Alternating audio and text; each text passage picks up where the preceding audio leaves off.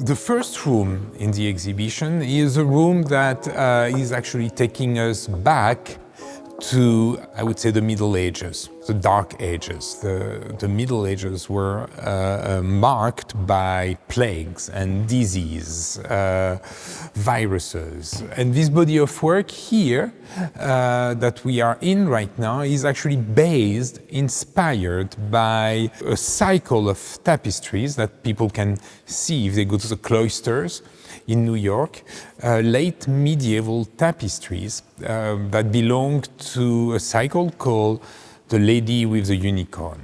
The body of work that Mark has been, quote-unquote, appropriating is a very specific moment called the hunt of the unicorn. It's a hunt.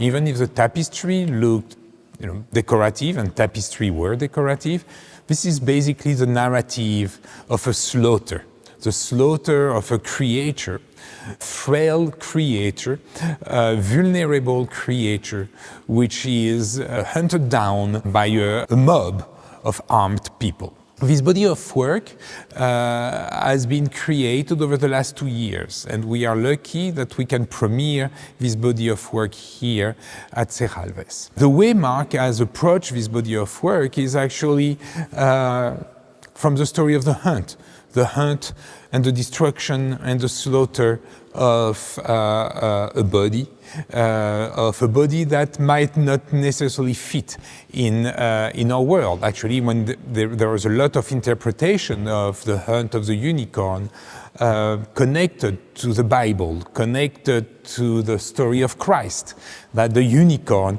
is actually Christ. So Mark was very interested by this narrative, but importantly wanted to use it as a starting point for a narrative that actually takes place here and now.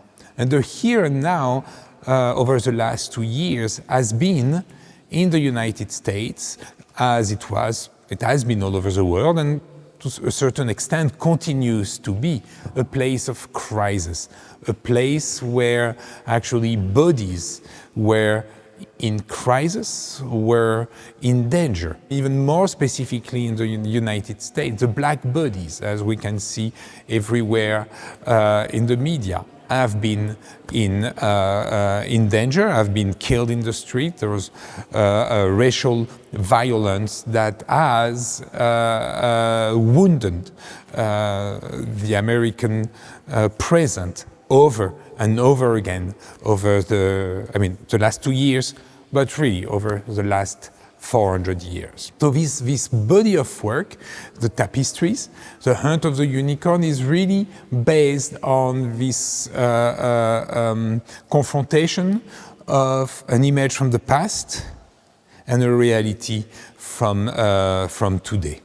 And it's connected to of course, what I described, this moment of racial and political tension in the United States, but also the moment of the sanitary crisis around the pandemic, around COVID, where economic violence was present, people losing their livelihood, their job, or taking jobs, putting their life at risk in order to sustain their families, their loved one. So the story of the unicorn in this body of work, in this room, carry very high symbolic value to understand our time.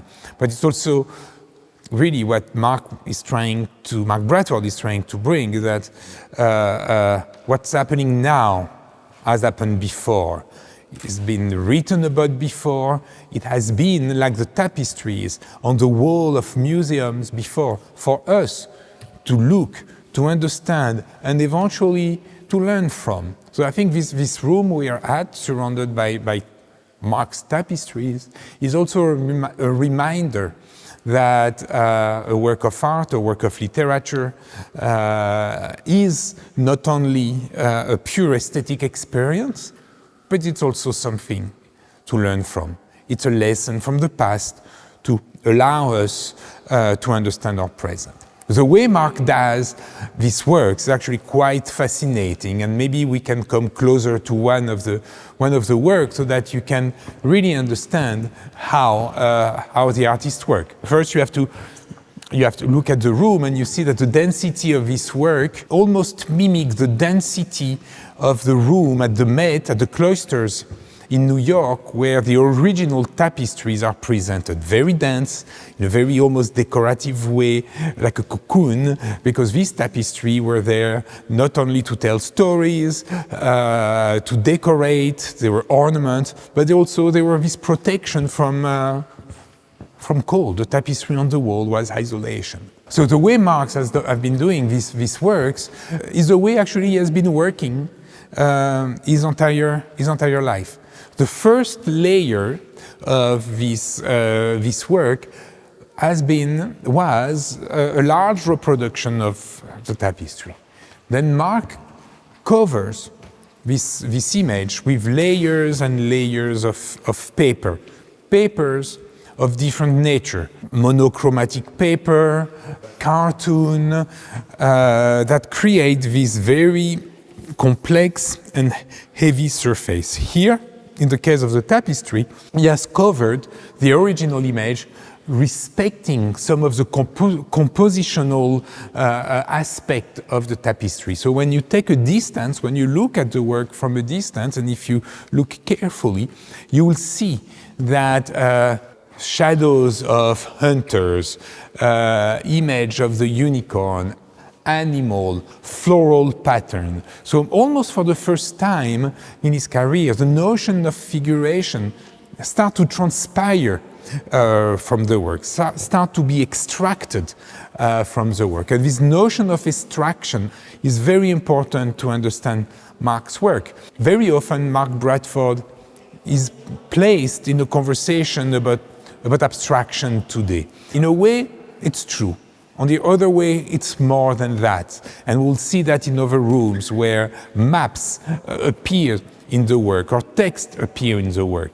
Here, when you look at, for instance, this tapestry, from a close distance, you will see the layers, because when these papers are applied, then Mark sends them, water blast them, erase them. And the process of erasure is also extremely present in Mark's work. But it's not an erasure for the sake of destruction.